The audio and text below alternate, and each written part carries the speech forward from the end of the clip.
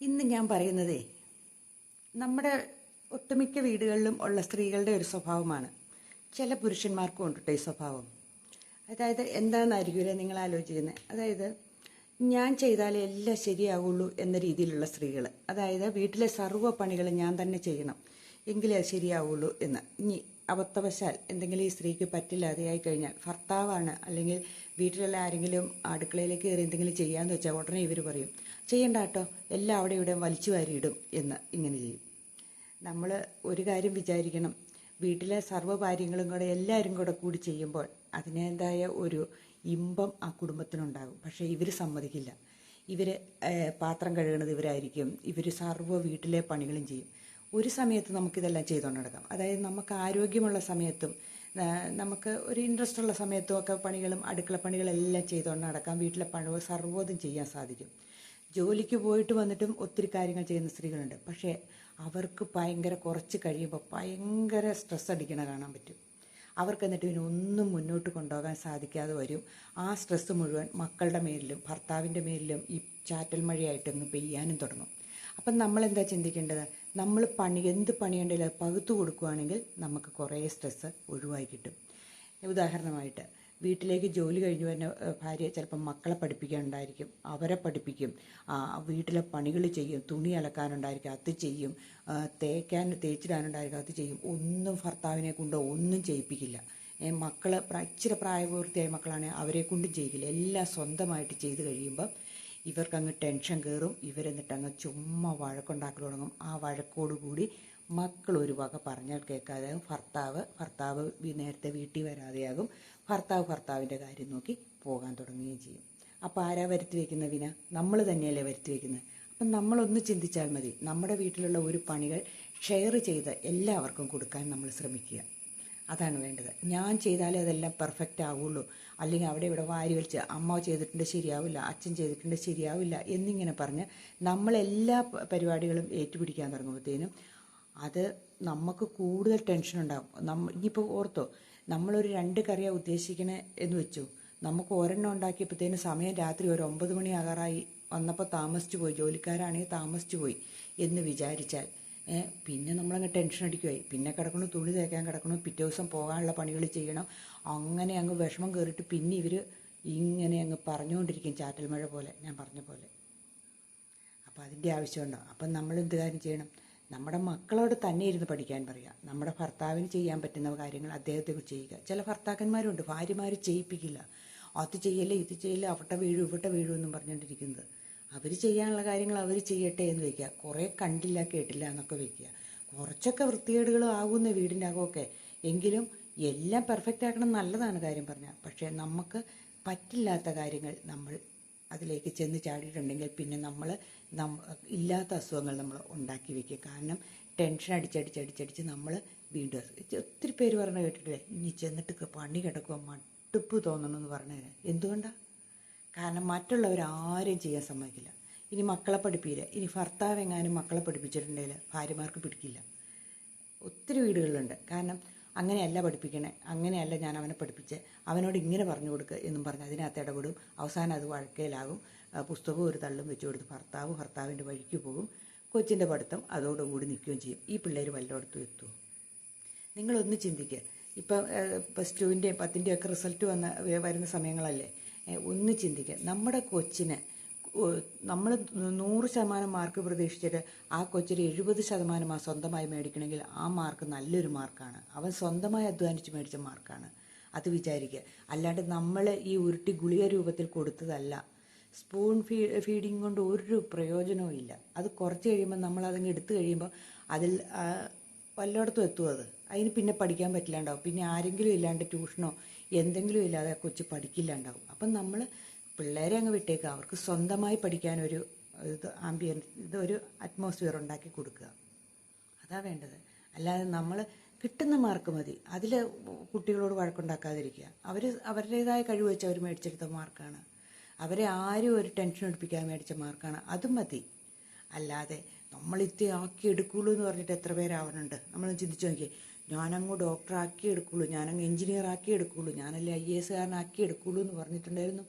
എല്ലാവർക്കും സാധിക്കില്ല. അവനവൻ്റെ ഒരു കഴിവിനൊരു പരിധിയുണ്ട്. നമ്മുടെ മാതാപിതാക്കൾക്ക് കിട്ടാത്ത കഴിവ് മക്കളിലൂടെ കിട്ടണം എന്ന് പറഞ്ഞാൽ നടക്കുമോ? മാതാപിതാക്കൾ 10 ഗുസ്തിയായിട്ടിരുന്നിട്ട് മക്കളെ IAS കാരനാക്കണമെന്നും പറഞ്ഞുകൊണ്ടിരുന്ന് പഠിപ്പിച്ച് അടിയും കൊടുത്ത് പഠിപ്പിച്ചുകൊണ്ടിരുന്ന വല്ല കാര്യവും നടക്കുമോ? അത് അവൻ്റേതായൊരു കഴിവ് വെച്ച് അവൻ അല്ലെങ്കിൽ അവൾ പഠിച്ചു പൊക്കോളും. അവരെ അവരുടെ സ്വാതന്ത്ര്യത്തിലൂടെ അവർ പഠിക്കുന്നുണ്ടോ എന്ന് മാത്രം നോക്കുക, ശ്രദ്ധിക്കുക. അതാ വേണ്ടത്. ഇപ്പം സ്കൂൾ തുറക്കാനും പോവുക. നിങ്ങളിങ്ങനെ മക്കളായിട്ട് ടെൻഷൻ എടുപ്പിക്കാതിരിക്കുക. അതേപോലെ ആവശ്യമില്ലാത്ത കലകളിലും ആവശ്യമില്ലാത്ത ഇതിലെല്ലാം പങ്കെടുക്കണമെന്നും പറഞ്ഞ് അതുങ്ങളായിട്ട് ബുദ്ധിമുട്ടിക്കാതിരിക്കുക. അവർക്കുള്ള കഴിവുണ്ടെങ്കിൽ അവർ തന്നെത്താനെ അതിനകത്തൊക്കെ പോയി പങ്കെടുത്തോളും. അവർ പറയും നമ്മളോട് എനിക്കിത് പങ്കെടുക്കണം എന്ന്. അത് ആത്മാർത്ഥമായിട്ട് പറയുന്ന പിള്ളേരും ചുമ്മാ തമാശയ്ക്ക് പറയുന്ന പിള്ളേരും ഉണ്ട്. അതൊക്കെ മനസ്സിലാക്കിയിട്ട് അതിൻ്റെ പുറകെ പോവുക.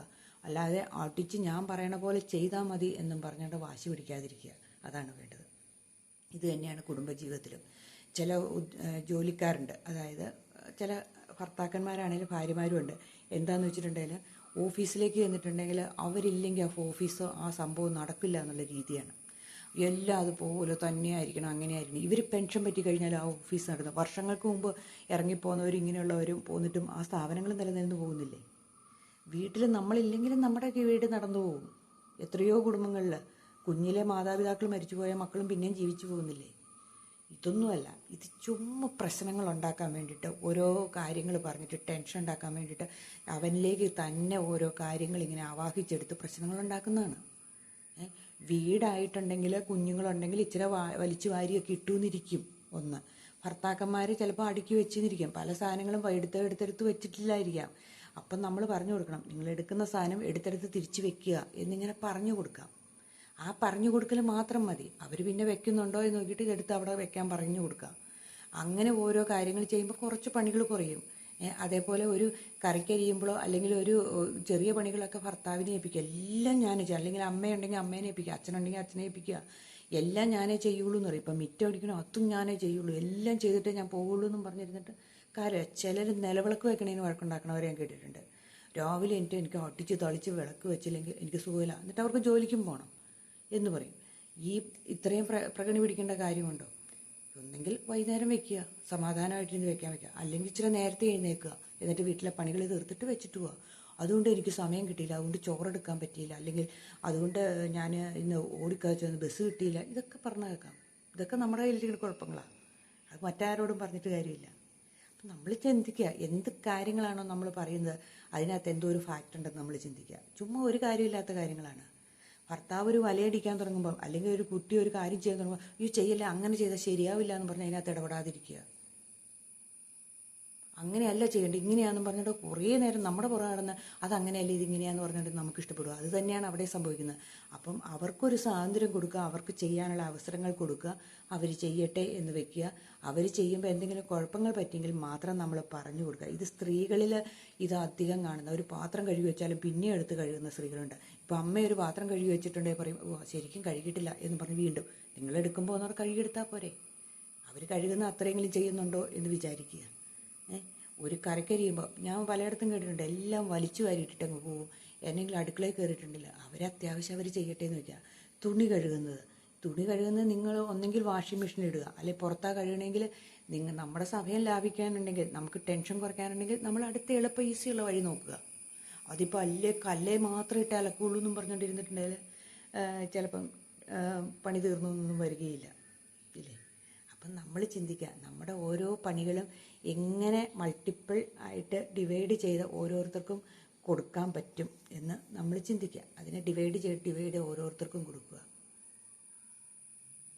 അതാണ് വേണ്ടത്. ഓരോരുത്തരും ഇപ്പോൾ ഒരു വീട്ടിൽ കുറേ പണികളുണ്ടെങ്കിൽ ആ പണികളെല്ലാം എല്ലാം തിരിച്ച് ഓരോരുത്തർക്കും ഓരോ ഭാഗങ്ങളായി കൊടുത്ത് അവർ ചെയ്യുന്ന ഭാഗം അവർ ഇപ്പോൾ ബെഡ്ഷീറ്റ് മടക്കി വെക്കാനുള്ളത് മക്കളെ ഏൽപ്പിക്കുക, അല്ലെങ്കിൽ ഭർത്താവിന് ഇന്ന ഡ്യൂട്ടി ഏൽപ്പിക്കുക. ഇന്നതൊക്കെ ചെയ്യുമ്പോൾ കുറേ പണികൾ കുറയും, നമ്മുടെ ടെൻഷൻ കുറയും. ഇനി നമുക്കൊരു സമയത്തൊരു പറ്റില്ലാതെയാകും. എപ്പോഴാണേലും നമ്മൾ ഇങ്ങനെ എല്ലാം ചെയ്തുകൊണ്ട് എല്ലാം വൃത്തിക്കേ ചെയ്യുള്ളൂ, അങ്ങനെ ഇങ്ങനെ ഡീപ്പ് ക്ലീനിങ് എന്നുള്ളൂ എന്നൊക്കെ പറഞ്ഞുകൊണ്ടിരുന്ന് കഴിയുമ്പോൾ കുറച്ച് സമയം കഴിയുമ്പോൾ നമ്മുടെ ആരോഗ്യത്തിന് ഈ ക്ഷീണങ്ങളോ എന്തെങ്കിലും വരുമ്പോൾ നമുക്ക് ചെയ്യാൻ പറ്റാതെ വരുമ്പോൾ നമ്മൾ കിടന്ന് അടിക്കണ ടെൻഷൻ കാണണമെങ്കിൽ അങ്ങനെയുള്ള വീടുകളിലേക്ക് ചെല്ലണം. അങ്ങനെയുള്ള സ്ത്രീകളെ ഒന്ന് കേൾക്കണം. അവർ പിന്നെ എല്ലാം മോശമായി, എനിക്ക് 2 ദിവസം മിറ്റടിക്കാൻ പറ്റിയില്ല, എനിക്ക് 5-6 ദിവസമായിട്ട് തുണിയലക്കാൻ പറ്റിയില്ല, എനിക്ക് 5-6 ദിവസമായിട്ട് പറ്റിയില്ല എന്ന് പറഞ്ഞ് ഇവർ പിന്നെ അങ്ങ് ടെൻഷൻ അടിക്കുകയാണ്. അതിൻ്റെ ആവശ്യമുണ്ടോ? ഒരു 5 ദിവസം പെരയടിച്ചില്ല, 5 ദിവസം മുറ്റടിച്ചില്ല എങ്കിൽ കുറച്ച് പൊടിയൊക്കെ പെരക്കകത്ത് വരും. നമുക്ക് എണീക്കുമ്പോൾ അടിക്കാൻ വയ്ക്കാം. അല്ലെങ്കിൽ നമ്മുടെ വീട്ടിലുള്ളവരോട് പറയുക. അല്ലെങ്കിൽ നമ്മളിപ്പോൾ ഭക്ഷണം ഉണ്ടാക്കിയില്ല എന്നോർത്ത് ഒരു 2 ദിവസം പുറത്തുനിന്ന് മേടിക്കുക. അതല്ലേ ചെയ്യേണ്ടത്. അല്ലാണ്ട് നമ്മൾ ചുമ്മാ കിടന്ന് ബഹളം ഉണ്ടാക്കി നമ്മുടെ കുടുംബത്തിലേക്ക്, മിക്ക കുടുംബത്തിലേക്കും ആണുങ്ങൾ സന്ധ്യ കഴിയുമ്പോൾ കയറി വരാത്തതിൻ്റെ അവസ്ഥയിലേക്ക് ആക്കാതിരിക്കുക. കാരണം എന്നാന്ന് വെച്ചാൽ നേരത്തെ വരാമെന്ന് വെച്ചിട്ടുണ്ടെങ്കിൽ ഇവിടെ വന്നിട്ട് ഒരു പരിപാടിയില്ല. എല്ലാ കാര്യവും ഭാര്യ ചെയ്യുന്നു, പിറുപിറുക്കുന്നു. ഇത് കേട്ട് ഒരിക്കലും ഒരു സന്തോഷമില്ല. പൂമുഖവാതുക്ക സ്നേഹം തുളുമ്പുന്ന പറയുന്ന ഭാര്യേനെ കാണുന്ന ഒരു മൂദേവിയായിട്ടാണ് കാണുന്നത്. അപ്പം പിന്നെ എത്ര പേര് വീട്ടിലേക്ക് കയറി വരും? ഒരു സന്തോഷമില്ല. മക്കളാണെങ്കിലോ ഒന്ന് രക്ഷപ്പെട്ടാലും മതി ഈ വീട്ടിൽ നിന്ന് എന്ന് വിചാരിക്കുന്ന അവസ്ഥയിൽ നിൽക്കുന്ന സ്ത്രീകളായിരിക്കും. അപ്പം നമ്മളൊന്ന് ചിന്തിക്കുക, നമ്മളായിട്ടാണോ ഈ പ്രശ്നങ്ങൾ ഉണ്ടാക്കുന്നതെന്ന്. നമ്മളായിട്ടാണെങ്കിൽ നമ്മളതിനെ എല്ലാം ഒന്ന് ലഘൂകരിക്കാൻ ശ്രമിക്കുക. അതാണ് വേണ്ടത്. അപ്പം ആദ്യം കുറച്ച് നമ്മുടെ പിള്ളേരുടെ വിദ്യാഭ്യാസം പോലെ തന്നെയാണ്. പിള്ളേരെ നമ്മളിങ്ങനെ സ്ഥിരമായിട്ട് പഠിപ്പിച്ചുകൊണ്ടിരിക്കുമ്പം ഒരു 4ാം ക്ലാസ് വരെ 3ാം ക്ലാസ് വരെയൊക്കെ നമ്മൾ പഠിപ്പിച്ചാൽ മതി. അത് കഴിയുമ്പോൾ നമ്മൾ അവരിങ്ങനെ ശ്രദ്ധിച്ചാൽ മതി അവർ പഠിക്കുന്നത്. തെറ്റുകളുണ്ടെങ്കിൽ ചോദിക്കാൻ പറയുക. എന്നിട്ട് ആ പിള്ളേരെ അങ്ങ് വിടുമ്പോൾ മാർക്ക് കുറവായിരിക്കും, ഉറപ്പാണ്. ഞാനങ്ങനെ എൻ്റെ മക്കളെ പഠിപ്പിച്ചത്. ഞാനൊരു 4 5 ക്ലാസ് വരെ പഠിപ്പിച്ചു. അത് കഴിഞ്ഞപ്പോൾ അവരങ്ങ് തന്നെ വിട്ടു. ആ മാർക്ക് തീരെ കുറഞ്ഞു പോയി. പാസ്സൊക്കെ ചില വിഷയം പൊട്ടിപ്പോയി. അത് കഴിഞ്ഞപ്പം പിന്നെ അവർ തന്നെത്താനെ അവർ കയറി വന്നോളും. അവരെ പിടിച്ച് കയറി അവരെ തന്നെ എങ്ങനെയാണ് പഠിക്കുന്നത് എന്ന് മനസ്സിലാക്കി വന്നോളും. അതാണ് ചെയ്യേണ്ടത്. അല്ലാണ്ട് നമ്മളിങ്ങനെ കെട്ടിപ്പിടിച്ച് എപ്പോഴും 10ാം ക്ലാസ് കഴിഞ്ഞാലും +2 കഴിഞ്ഞാലും ഒക്കെ നമ്മളിങ്ങനെ വിടാണ്ട് വെച്ചിട്ടുണ്ടെങ്കിൽ ആ പിള്ളേർക്ക് ഒരു കഴിവില്ലാണ്ടാക്കി വരികയുള്ളൂ. അവരുടെ സ്വാതന്ത്ര്യത്തിന് പറക്കാൻ വിടുക. നമ്മൾ നോക്കിയിരുന്നാൽ മാത്രം മതി. അവരുടെ തെറ്റിലേക്കൊന്നും പോകാതെ അവരുടെ വിദ്യാഭ്യാസമൊക്കെ നന്നായിട്ട് പോകും. ട്യൂഷൻ അവർ പറഞ്ഞാൽ ഏർപ്പെടുത്തി കൊടുക്കുക. അല്ലാണ്ട് 10 എത്തി 9 എത്തി എന്ന് പറഞ്ഞ് ട്യൂഷന് വിടുക. അവർ പറഞ്ഞാൽ മാത്രം വിടുക. അവർക്ക് ഏതെങ്കിലും വിഷയത്തിൽ സംശയങ്ങളുണ്ടോ എന്നറിയാൻ വിടുക. അല്ലാണ്ട് എല്ലാ വിഷയത്തിനും ട്യൂഷന് വിടുന്ന സ്വഭാവവും ഒക്കെ നിർത്തുക. നമ്മുടെ കയ്യിലെ ക്യാഷ് ഇറങ്ങി പോകുന്ന ഒന്നാമത്തെ കാര്യം. ഒരു വിഷയമൊക്കെ എടുക്കുന്നതിന്, ഒരു മാസം എടുക്കുന്നതിന് 2000 1500 ഒക്കെ മേടിക്കുന്നവരുണ്ട് ഇപ്പോൾ. നമ്മളപ്പോൾ ഒന്ന് വിചാരിക്കുക, ആവശ്യമുള്ളതാണോ എന്ന് ചിന്തിക്കുക. എന്നിട്ട് ആവശ്യമുള്ള കാര്യങ്ങൾ ചെയ്തു കൊടുക്കുക. കുട്ടികൾക്ക് ഇഷ്ടമില്ലാത്ത ഗെയിമുകളോ കളികളിലോ ഡാൻസ്, പാട്ട്, കൂത്ത് ഇങ്ങനെയുള്ളതിനൊന്നും നിർബന്ധിച്ച് വിടാതിരിക്കുക. അവന് ഇഷ്ടമുണ്ടെങ്കിൽ വിടുക. അത്യാവശ്യം എക്സസൈസ് വീടിൻ്റെ മുറ്റത്തോടെയൊക്കെ ചെയ്യാൻ പറയുക. ഇങ്ങനെയൊക്കെ ചെയ്യുമ്പോൾ കൊച്ചു സന്തോഷവാനാകും. കൊച്ചിനെ കളിക്കാൻ പുറത്തേക്ക് ഇറക്കി വിടുക. അതൊക്കെയുള്ളൂ. ഭർത്താക്കന്മാരാണെങ്കിലും നമ്മുടെ കൂടെ ജോലി ചെയ്യാൻ വരുമ്പോൾ നമ്മൾ ചേർത്ത് നിർത്തി, ഇന്ന് ഈ തേങ്ങ ഒന്ന് തെരണ്ടി തരാവോ എന്ന് നമുക്ക് ചോദിക്കാം. നമ്മൾ ഇതൊക്കെ തെരണ്ടിക്കേ എന്നിങ്ങനെ പറഞ്ഞേക്കാളും ഭേദമല്ലേ ഒന്ന് തെരണ്ടി തരാവോ എന്നിങ്ങനെ ചോദിക്കുന്നത്. അത് തെരണ്ടിക്കാം. അടുത്ത പരിപാടി ഇച്ചിരി ഉള്ളി തൊണ്ട് വിളിക്കാൻ കൊടുക്കുക. എന്നിട്ട് വർത്തമാനമൊക്കെ പറഞ്ഞ് അന്നന്നത്തെ അല്ലെങ്കിൽ നിങ്ങളുടെ ഭാവിഭൂതം വർത്തമാനം എല്ലാം പറഞ്ഞുകൊണ്ടിരിക്കാൻ പറ്റിയ സമയങ്ങളാണ് അതൊക്കെ. അവിടെ അപ്പോൾ അടുക്കള പണിയും നടക്കും, നമ്മുടെ പണിയും നടക്കും. ചിലപ്പോൾ ഒന്നിച്ച് 2 പേർക്കും കൂടെ പോകാനും പറ്റും ജോലിക്ക്. വീട്ടിലിരിക്കുന്ന വീട്ടമ്മമാർക്ക് ഇത്രയും പ്രശ്നം വരുന്നില്ല എന്നാണ് എനിക്ക് തോന്നുന്നത്. വീട്ടമ്മമാർക്ക് പിന്നീടാണെങ്കിൽ ഇവരെല്ലാം പറഞ്ഞു വിട്ടിട്ടാണെങ്കിലും വീട്ടിലെ പണികൾ ചെയ്യാൻ സാധിക്കും. അപ്പം എന്നോർത്തോണ്ട് വീട്ടമ്മമാരും എല്ലാം തന്നെ ചെയ്യാൻ ശ്രമിക്കണമെന്നേ. ജോലിയുള്ള ഭർത്താവാണെങ്കിൽ കൂടിയെന്ന് ഓർത്തോണ്ട് സന്തോഷത്തോടെ സ്വീകരിക്കുക. ഇച്ചിരി വലിച്ചു വാരിയൊക്കെ ഇടും. അതിനൊന്നും ടെൻഷൻ അടിക്കേണ്ട കാര്യമില്ല. ഞാൻ ഇല്ലെങ്കിൽ ഈ ലോകം നടക്കില്ല എന്നുള്ള രീതി നമ്മൾ കളഞ്ഞു കുളിക്കുക. ആദ്യം തന്നെ കളഞ്ഞേക്കുക. നമ്മളില്ലെങ്കിലും ഇതൊക്കെ ഇതുപോലെ തന്നെ കടന്നു പോകും. ഒരു മാറ്റവും സംഭവിക്കുന്നില്ല. ഇച്ചിരിയുടെ മെച്ചപ്പെട്ടെങ്കിലേ ഉണ്ടായിരിക്കുള്ളൂ. ചില വീടുകളിൽ ചിലർ പോയി കഴിഞ്ഞാൽ വീട് നന്നായിട്ട് നോക്കിക്കൊണ്ടുപോകുന്ന കാണാൻ മേലെ. അതുപോലെ നമ്മൾ വിചാരിച്ചാൽ മതി, നല്ലതായിട്ട് തന്നെ പോകും. അപ്പം നമ്മളൊന്നും അല്ല ഇതിനകത്തൊരു വലിയ ഈ അടിച്ചുവാരി തുടച്ച് വൃത്തി എന്ന് പറഞ്ഞിരിക്കുന്നവർക്ക് ഒരുതരം അസുഖമാട്ടോ അതും കൂടെ ഞാൻ പറയാം.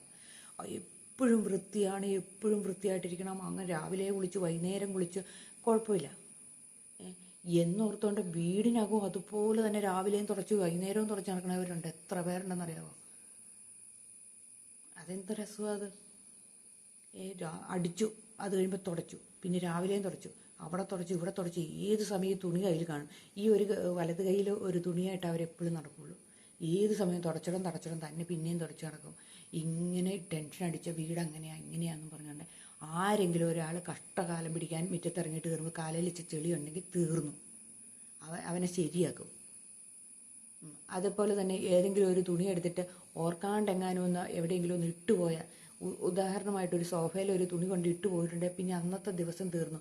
അങ്ങനെ ഇടരുതെന്നല്ലേ പറഞ്ഞെന്ന് പറഞ്ഞാൽ നമുക്ക് എടുത്തു വയ്ക്കാം, അല്ലെങ്കിൽ നമുക്ക് പറയുന്നത് എടുത്തുകൊണ്ട് അപ്പുറം കൊണ്ട് വെക്കാവോ എന്നിങ്ങനെ ചോദിക്കാം. അപ്പോഴല്ലേ ആ കുടുംബത്തിനൊരു ഇമ്പം ഉണ്ടാവുള്ളൂ. ഇത് കൂടുമ്പം ഇമ്പം ഉണ്ടാകണം കുടുംബം എന്നൊക്കെ നമ്മൾ പറയുമ്പോൾ എവിടെയെങ്കിലും കൂടുമ്പം അത് ബോംബ് പൊടണേക്കാളും കഷ്ടമായിരിക്കും. അതാണ് സംഭവിക്കണം മിക്ക കുടുംബങ്ങളിലും. അപ്പം നമ്മൾ ചിന്തിക്കാൻ, നമ്മളായിട്ടാണോ വീട് നരകമാക്കുന്നത് സ്വർഗമാക്കുന്നത് നമ്മളാണ് തീരുമാനിക്കേണ്ടത്. ഞാനില്ലെങ്കിൽ ഒന്നും സംഭവിക്കില്ല എന്ന് ആദ്യം തന്നെ വിചാരിച്ച് മനസ്സിനെ പാകപ്പെടുത്തുക. എന്നിട്ട് എല്ലായിടത്തും എൻ്റെ കൈയൊന്നും ചെല്ലട്ടെ. ഈ പ്രായമായ തള്ളമാരുണ്ടല്ലോ, വീടുകളിൽ പ്രശ്നം ഉണ്ടാക്കണമെന്ന് അവർ ഈ അടുക്കള ഭരിച്ചുകൊണ്ടിരിക്കും. മരുമകൾ വന്നു കഴിയുമ്പോൾ അടുക്കളയിൽ നിന്ന് ഒഴിവാകാൻ ഭയങ്കര മടിയാണ്. അവർ ചെയ്തേക്കണ ഇതൊന്നും വിട്ടുകൊടുക്കാനോ ഒരു ശകലം പോലും ചെയ്യിപ്പിക്കാനോ, എന്നാൽ മോളും കൂടെ കൂടി ഇത് കൂടെ നീ കൊച്ച ഇത് എന്നും പറഞ്ഞ് എടുത്തു കൊടുക്കുമോ? ആ കൂടെ നിർത്താനോ ശ്രമിക്കില്ല. ഇച്ചിരി വർത്താനമൊക്കെ പറഞ്ഞ് ചെയ്യുകയാണെങ്കിൽ ഒരു പ്രശ്നവും വരില്ല. പക്ഷേ ഞാൻ ചെയ്തോളാം എന്ന് പറയുകയും ചെയ്യും. ഇവർക്ക് എല്ലാം കൂടെ എത്തിക്കാനും പറ്റില്ല. മകള് കാലും കെട്ടി ഫോണോ അല്ലെങ്കിൽ ആരെങ്കിലും വിളിച്ചുകൊണ്ടിരിക്കുകയോ എന്തെങ്കിലുമൊക്കെ ആണെങ്കിൽ അപ്പോൾ പിടിക്കുകയോ ഇല്ല. ഞാൻ തന്നെ ചെയ്യണമെന്നും പറഞ്ഞ് പറയണം. ശരിയാണോ നിങ്ങളെന്ന് പറഞ്ഞ്, ഞാനെല്ലാം ചെയ്യണം, എൻ്റെ കൂടെ ആരുമില്ല, എല്ലാം ഞാൻ ചെയ്ത് തന്നെ കൊടുക്കണം എന്നും പറഞ്ഞുകൊണ്ട് വഴക്കുണ്ടാക്കുകയും ചെയ്യും. ഇത്രയേ സംഭവമുള്ളൂ. ഇതൊക്കെ നമ്മളായിട്ടുണ്ടാക്കി വയ്ക്കുന്ന പ്രശ്നങ്ങൾ. അപ്പം നമ്മളായിട്ട് കുറച്ചൊക്കെ ലഘൂകരിക്കാൻ ശ്രമിച്ചിട്ടുണ്ടെങ്കിൽ പല പ്രശ്നങ്ങൾക്കും പരിഹാരമാകും. അപ്പം നമ്മൾ കുറച്ച് വിട്ടുവീഴ്ചകൾ ചെയ്യുക. എല്ലാം ഒന്നും നമുക്ക് സാധിക്കില്ല. കാരണം ഒരു പ്രായത്തിൽ നമ്മൾ ചെയ്തു പോകും. നമുക്ക് വയ്യായ്ക വരുമ്പോൾ, നമുക്ക് ചെയ്യാൻ പറ്റാതെ വരുമ്പോൾ പിന്നെ അവിടെ ടെൻഷൻ അടിക്കാൻ തുടങ്ങും, മക്കളോട് വഴക്കുണ്ടാക്കാൻ തുടങ്ങും, ഭർത്താവിനോട് തുടങ്ങും, ഇങ്ങനെയൊക്കെ തുടങ്ങും. അത് പിന്നെ വലിയ പ്രശ്നത്തിലേക്കാകും. കുടുംബജീവിതം മൊത്തം കളഞ്ഞു പോകും. ഈ വൃത്തിയും ശുദ്ധിയും ഒക്കെ ആവശ്യത്തിന് മതി. ഇതൊക്കെ അമിതമായാൽ അമൃതും വിഷം എന്നാണ് പറയുന്നത്. അപ്പം അത് ചെയ്യുക. ഇപ്പം എത്രയോ പെണ്ണുങ്ങളുണ്ടെന്നറിയാം മിണ്ടാതിരിക്കുന്നത്. വീട്ടിൽ മിണ്ടില്ല. കാരണം ഈ ടെൻഷൻ കയറിയിട്ട് ഈ വല്ലതും പറഞ്ഞു പോയാൽ പ്രശ്നമായെങ്കിലോ എന്നോർത്ത് മിണ്ടാണ്ടിരിക്കാൻ കൂടെ ചെയ്യും. ഇവർ തന്നെയല്ലേ ഉണ്ടാക്കുന്നത്. അത്ര ചിന്തിച്ചാൽ മതി. അപ്പം ഇങ്ങനെയുള്ളവരുണ്ടെങ്കിൽ ഒന്ന് അവരെ നമ്മുടെ കൂടെ വന്ന ആരെങ്കിലും എന്തെങ്കിലും പണി ചെയ്യുകയാണെങ്കിൽ നമ്മളൊന്ന് കണ്ണടച്ചേക്കുക. അവർ ചെയ്തോട്ടെ എന്ന് വെച്ചേക്കുക. അത്രയേ ഉള്ളൂ. അല്ലാണ്ട് എല്ലാ കാര്യത്തിലൊന്നും നമ്മൾ ഇടപെടാൻ ഇരിക്കണ്ട. അവർക്കും ഒരു സ്വാതന്ത്ര്യം കൊടുത്തേക്കുക. അവർക്ക് എന്തെങ്കിലും എന്നാ പറയണേ, ഇച്ചിരി വാരി വലിച്ചൊക്കെ ഇടും. അപ്പോൾ പറഞ്ഞേക്കുക, നിങ്ങൾ ചെയ്യണ കാര്യം തുടച്ച് വൃത്തിയാക്കി ഇട്ടേക്കണം എന്ന് പറയാം. ഇപ്പോൾ ഒരു ഉള്ളി തൊളിക്കുകയാണെങ്കിൽ അവിടെയൊക്കെ കുറച്ച് തെറിച്ചു നിന്നിരിക്കും. അതൊക്കെ അവരോട് തന്നെ തോണ്ടി വാരി അതും കൂടെ അങ്ങ് എടുത്തിട്ടേരെ കേട്ടോ എന്നിങ്ങനെ പറഞ്ഞാൽ പ്രശ്നം തീർന്നില്ലേ? അത്യാവശ്യം പണികളൊക്കെ ഏൽപ്പിക്കുമ്പോൾ നമ്മളുണ്ടല്ലോ, നമ്മുടെ ഒരു സന്തോഷവും മനസ്സിലുണ്ടാകും, നമുക്കൊരു ആരോഗ്യം ഉണ്ടാകും, നമുക്കൊരു സമാധാനം ഉണ്ടാകും. ജോലിക്ക് പോകുമ്പോഴും ഒക്കെ വീട്ടിലേക്ക് വന്നാലും ഒരു എന്നാന്ന് പറയണേ, അത്യാവശ്യം മക്കൾ തന്നെ ഇരുന്ന് പഠിക്കുമ്പോൾ കുറേ സമയം മിച്ചം വരും. ഭർത്താവ് അത്യാവശ്യം കാര്യങ്ങളൊക്കെ ചെയ്യും. ഭർത്താവ് നേരത്തെ വരാൻ പറയുക, എന്നിട്ട് വീട്ടിലെ കാര്യങ്ങളൊക്കെ ചെയ്യാൻ കൂടുമ്പോൾ അതിലൊരു സന്തോഷം ഉണ്ടാകും. ഇങ്ങനെയൊക്കെ ഒന്ന് ചെയ്തു നോക്കിക്കേ, ജീവിതം മാറുന്നേ. ജീവിതം എന്ന് പറയുന്ന ഒരു സന്തോഷകരമായ ഒരു അവസ്ഥയിലേക്ക് എത്തുക. നമ്മുടെ ജീവിതത്തിൽ ഒരു വളർച്ച ഉണ്ടാകുകയും ചെയ്യും, സമാധാനം ഉണ്ടാകുകയും ചെയ്യും, എല്ലാം ഉണ്ടാകും. അപ്പോൾ ഇന്നത്തെ വീഡിയോ ഇത്രയേ ഉള്ളൂ കേട്ടോ. അപ്പം നമുക്ക് ശേഷം ലോകം അവസാനിക്കുമെന്ന് വിചാരിച്ചിരിക്കണ്ട കേട്ടോ. നമുക്ക് ശേഷം ലോകം ഇങ്ങനെയൊക്കെ പോകും. പക്ഷെ നമ്മൾ ചെയ്യാനുള്ള കാര്യങ്ങൾ മാത്രം ചെയ്യുക. എല്ലാം ഏറ്റുപിടിക്കാതിരിക്കുക. ഒത്തിരി പ്രശ്നങ്ങൾ നമ്മുടെ തലയിലേക്ക് വരുമ്പോഴാണ് നമുക്ക് ടെൻഷൻ കയറുന്നത്. നമുക്ക് ചെയ്ത് തീർക്കാൻ പറ്റില്ല പല പ്രശ്നങ്ങളും. ഒത്തിരി കാര്യങ്ങൾ നമ്മൾ ചെയ്യണമെന്ന് വിചാരിച്ചിട്ട് നമുക്ക് ചെയ്യാതെ വരുമ്പോൾ എന്നാ പറ്റണം, നമുക്ക് ദേഷ്യം വരുമല്ലേ ചെയ്യണേ. അതെനിക്ക് ചെയ്തു കൊടുക്കാമെന്ന് ഞാൻ പറഞ്ഞായിരുന്നു, അതിങ്ങനെയായിരുന്നു, ഞാൻ ഓഫീസിലേക്ക് വിളിക്കാമെന്ന് പറഞ്ഞ് എല്ലാം അവിടെ വെച്ചിട്ട് പോകുന്നേ. ഓഫീസ് കാര്യങ്ങൾ, വീട്ടിൽ വരുമ്പോൾ വീട്ടിലെ കാര്യങ്ങൾ, അത് ഒന്നോ രണ്ടോ കാര്യങ്ങൾ ഏറ്റുപിടിക്കുക. അല്ലാണ്ട് മുഴുവൻ പ്രശ്നങ്ങളും ഞാൻ തന്നെ ചെയ്യാം എന്ന് പറയുന്നത് നിർത്തിവെക്കുക. അപ്പം സമാധാനം. ഓക്കെ, ഇന്നത്തെ വീഡിയോ ഇത്രയേ ഉള്ളൂ കേട്ടോ. എല്ലാവർക്കും ബൈ.